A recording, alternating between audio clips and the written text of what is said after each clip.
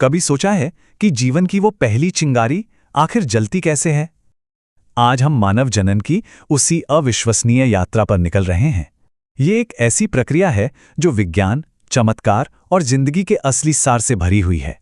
तो सबसे बड़ा सवाल, ये सब शुरू कहाँ से होता है? सुनने में तो ये बहुत आसान सा सवाल लगता है ना? पर इसका जवाब जीव विज्ञान के सबसे दिलचस्प रहस्यों में से एक है। चलिए आज मिलकर इस पहेली को सुलझाते हैं। देखिए, ये पूरी प्रक्रिया कई जरूरी पड़ावों में बटी हुई है। सब कुछ शुरू होता है कुछ खास कोशिकाओं से, शुक्राणु और अंडाणु, उनके बनने से। फिर आता है निषेचन का वो अविश्वसनीय पल, जिसके बाद 9 महीने की गर्भावस्था होती है और आखिर में एक नए जीवन का जन्म। आइए इस पूरे चक्र को हम कदम दर कदम समझते हैं। ठीक है, तो इस सफर को समझने के लिए हमें सबसे पहले इसके मुख्य किरदारों से मिलना होगा, मतलब पुरुष और स्त्री जनन तंत्र। सही मायनों में यही इस पूरी अद्भुत कहानी की नींव है। इन दोनों तंत्रों की भूमिकाएं एकदम अलग हैं, पर कमाल की बात यह है कि ये एक दूसरे के बिना बिल्कुल अधूरे हैं। पुरुष तंत्र का काम है शुक्राणु बनाना और उन्हें सही जगह तक पहुंचाना। वहीं स्त्री तंत्र अंडाणु बनाता है, निषेचन के लिए एक परफेक्ट माहौल तैयार करता है और फिर 9 महीने तक उस नन्ही सी जान का पोषण करता है। पुरुष तंत्र में वृषण को समझिए शुक्राणु बनाने की फैक्ट्री। यहीं पर शुक्राणु और टेस्टोस्टेरोन बनते हैं।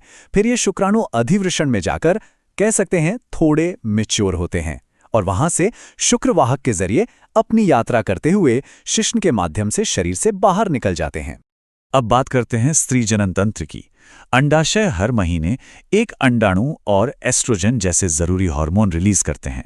ये अंडाणु अंडवाहिनी, जिसे फैलोपियन ट्यूब भी कहते हैं, उसमें जाता है और यही वो जगह है जहां निषेचन का जादुई पल घट सकता है। अगर निषेचन होता है तो फिर वो नन्हा सा भ्रूण गर्भाशय में जाकर बस जाता है और वहीं पर विकसित होता है। तो चलिए अब जरा और गहराई में उतरते हैं। अब हम बात करेंगे उस प्रोसेस की जिससे ये जनन कोशिकाएं बनती हैं, यानी युग्मक जनन। और साथ ही हम आर्तव चक्र को भी समझेंगे, जो हर महीने स्त्री शरीर को एक संभावित गर्भावस्था के लिए तैयार करता है। युग्मक जनन, ये शब्द सुनने में थोड़ा मुश्किल लग सकता है, पर इसका मतलब सीधा सा है। ये वो प्रक्रिया है जिससे पुरुषों के वृषण में शुक्राणु और स्त्रियों के अंडाशय में अंडाणु बनते हैं। और इन्हीं खास कोशिकाओं में वो सारी जेनेटिक जानकारी छिपी होती है जो एक नया जीवन शुरू करने के लिए जरूरी है। शुक्राणु बनने का ये जो पूरा प्रोसेस है ना, ये वाकई कमाल का है। देखिए, ये सब अपरिपक्व जर्म कोशिकाओं से शुरू होता है। फिर ये कोशिकाएं एक खास तरह के विभाजन से गुजरती हैं, जिसे अर्धसूत्री विभाजन कहते हैं। इसमें होता यह है कि गुणसूत्रों की संख्या ठीक आधी हो जाती है। और ये जरूरी क्यों है?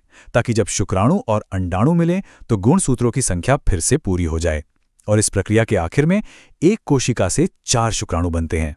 दूसरी तरफ स्त्री शरीर में एक बिल्कुल अलग, एक चक्रीय प्रक्रिया चलती है, जिसे आर्तव चक्र कहते हैं। ये करीब करीब 28 दिनों का होता है और पूरी तरह हार्मोन से कंट्रोल होता है। ये चक्र मासिक धर्म से शुरू होता है। फिर एक फॉलिकल बड़ा होता है, लगभग 14वें दिन अंडोत्सर्ग होता है, यानी अंडाणु बाहर निकलता है और आखिर में गर्भाशय एक संभावित गर्भावस्था के लिए खुद को तैयार करता है।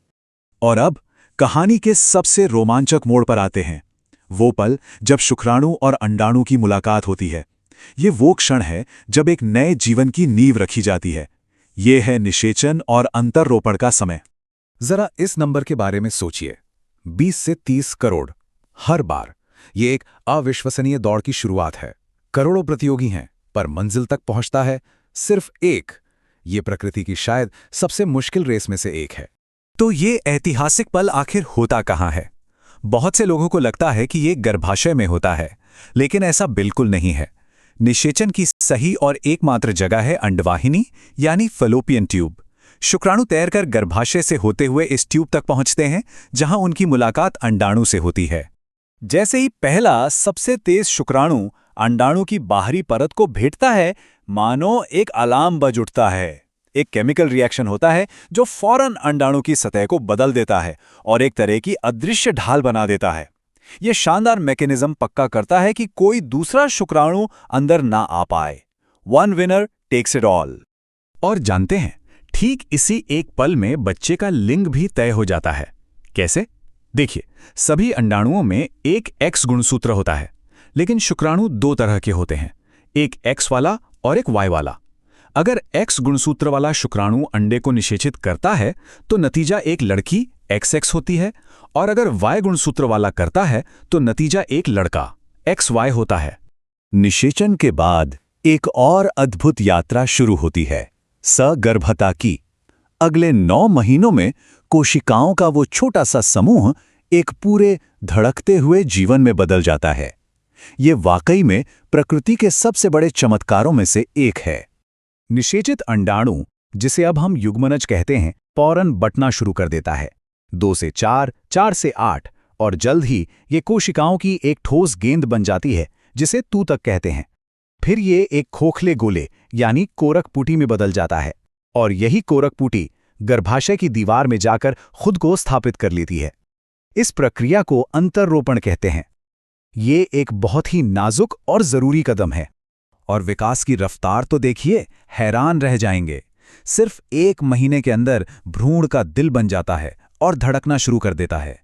3 महीने पूरे होते होते शरीर के लगभग सभी बड़े अंग बन चुके होते हैं।